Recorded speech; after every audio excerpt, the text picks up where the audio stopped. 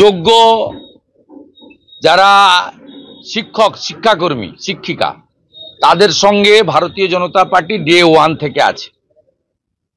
আমাদের প্রধানমন্ত্রী যখন লোকসভা নির্বাচনে প্রচারে এসেছিলেন তখন তিনি ভারতীয় জনতা পার্টির সব সৈনিককে বলে গেছিলেন যে তোমরা লিগ্যাল টিম তৈরি করে এদের পাশে দাঁড়াও।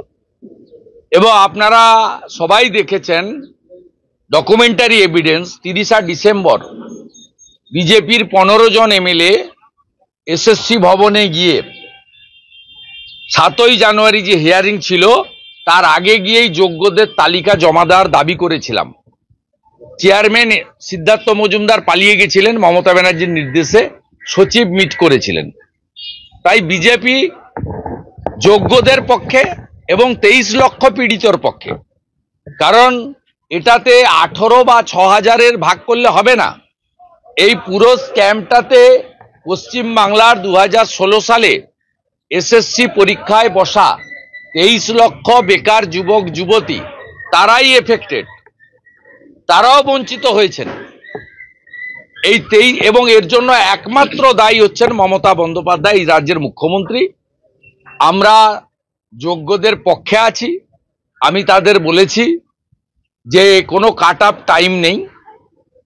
3 মাস বলে যে এটা প্রচার হয়েছিল ওটা ঠিক নয়। অর্ডার কপিতে কোনো কাট অফ টাইম নেই। এই মুহূর্তে তাদের স্কুলে যাওয়ার বারণও অর্ডারে নেই। এই মুহূর্তে তাদের বেতন বন্ধ হওয়ার কথাও অর্ডারের কোথাও লেখা নেই, যেহেতু তারা যোগ্য।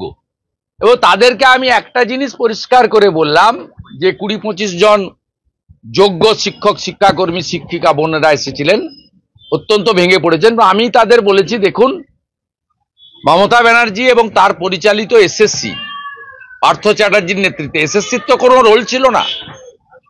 এসপি সিনহার নেতৃত্বে আলাদা রিক্রুটমেন্ট কমিটি করা হয়েছিল এবং এসএসসির যে অটোনমি সেটা নষ্ট করে, এটা হয় না কোথাও। এসএসসি একটা অটোনমাস বডি, বিধানসভায় আইন করে তাকে দায়িত্ব দেওয়া হয়েছে, তার একটা হ্যান্ডবুক আছে নিয়োগের ক্ষেত্রে। কিন্তু পার্থ চ্যাটার্জি একটা বিরল প্রাণী, তিনি এসএসসিকে তুলে দিয়ে এসপি সিনহার নেতৃত্বে একটা রিক্রুটমেন্ট টিম বানিয়েছিলেন। বেহালায় বাঁশদ্রোণীতে পার্থর বাড়ি থেকে এগুলো হতো এবং ভাইপোর ওখানে টাকা কালেকশন হতো, সেটাও বেহালাতে সুজয় কৃষ্ণ ভদ্রের বাড়িতে, প্রমাণিত সত্য। সেখানে মন্ত্রীর ওএসডি এবং পিএস অভিজিৎ বলে একজন ডাব্লিউবিসিএস, যিনি হোম পারের অন্তর্গত, তিনি মেম্বার ছিলেন। আমি ওদের বলেছিলাম এরা ওএমআর পুড়িয়ে দিয়েছিল। যদি প্রধানমন্ত্রী নরেন্দ্র মোদীজি না থাকতেন, তার দপ্তরের আওতায় তো সিবিআইয়ের সিট না হতো, সেদিনের বিচারপতি আজকের বিজেপি সাংসদ অভিজিৎ গাঙ্গুলি যদি সিট গঠন না করতেন, তাহলে পুড়ে যাওয়া ওএমআর কে নতুন করে পুনর্জীবিত করে, অর্থাৎ পুনর্মুদ্রিত করে ডকুমেন্টটা পেতেন না। তাহলে আপনারাও অযোগ্যের দলে পড়ে যেতেন। আজকে আপনাদের হাতে যে ওএমআরটা এসেছে, এর ক্রেডিটটা কার? এর ক্রেডিট সিবিআইয়ের ক্রেডিট। এবং এটা সম্ভব হয়েছে নরেন্দ্র মোদীজির নেতৃত্বে, না খাউঙ্গা না খানে দুঙ্গা, এটা ভারতবর্ষে চলছে বলে। আজকে আপনি ওএমআর এর মার্কশিটটা নিয়ে, নাম্বারটা নিয়ে, একাডেমি নাম্বারটা নিয়ে আপনি প্রেসকে বলছেন, আপনি বিরোধী দলনেতাকে বলছেন, সাংসদের বাড়িতে গেছিলেন, আপনি মুখ্যমন্ত্রীকে বলছেন, সরকারি দলকে বলছেন, মিডিয়াতে বাইট দিচ্ছেন। কেন?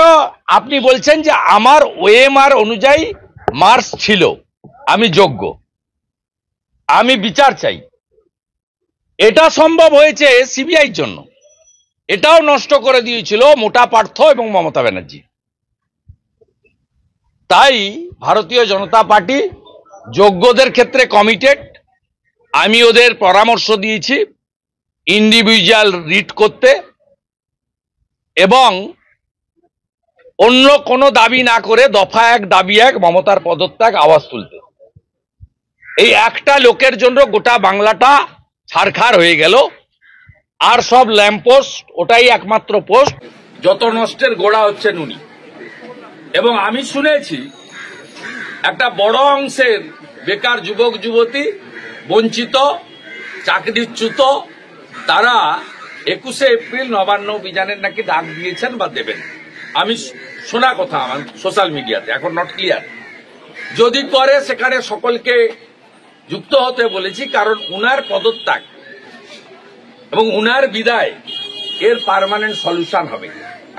আমি বলেছি ভারতীয় জনতা পার্টির সরকার এলে এই ওএমআর এর ভিত্তিতে যোগ্য অযোগ্য আমরা 1 মাসের মধ্যে বাছাই করে সুপ্রিম কোর্টে পৌঁছে দিয়ে বলবো, মহামান্য হুজুর, যোগ্যদের বাছাই মমতা ব্যানার্জি করেননি, টাকা নিয়ে চাকরি দেওয়াদের প্রোটেকশন দেওয়ার জন্য আপনি যোগ্যদের বাঁচান।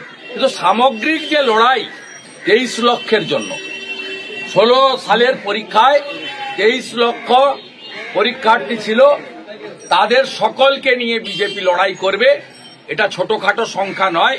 23 লক্ষ বেকার যুবক যুবতীর স্বপ্ন, অধিকার, শিক্ষা, মেধা, আশা, ভবিষ্যৎ সব যদি কেউ ধ্বংস করে থাকেন, মমতা ব্যানার্জি করেছেন। এ লড়াই 23 লক্ষের পক্ষে লড়াই। এ লড়াইতে বিজেপি সব জায়গায় থাকবে, 1 ইঞ্চিও জিরো টলারেন্স। আমাদের চ্যানেলে এরকম ভিডিও পেতে আমাদের চ্যানেলটি আপনারা সাবস্ক্রাইব করুন, লাইক করুন এবং যতটা পারবেন শেয়ার করুন এবং আপনাদের মতামতটা আমাদের কমেন্ট বক্সে লিখে জানান, যাতে আমরা উৎসাহিত হয়ে আরও নতুন নতুন ভিডিও আমরা আপনাদের সামনে তুলে ধরতে পারি।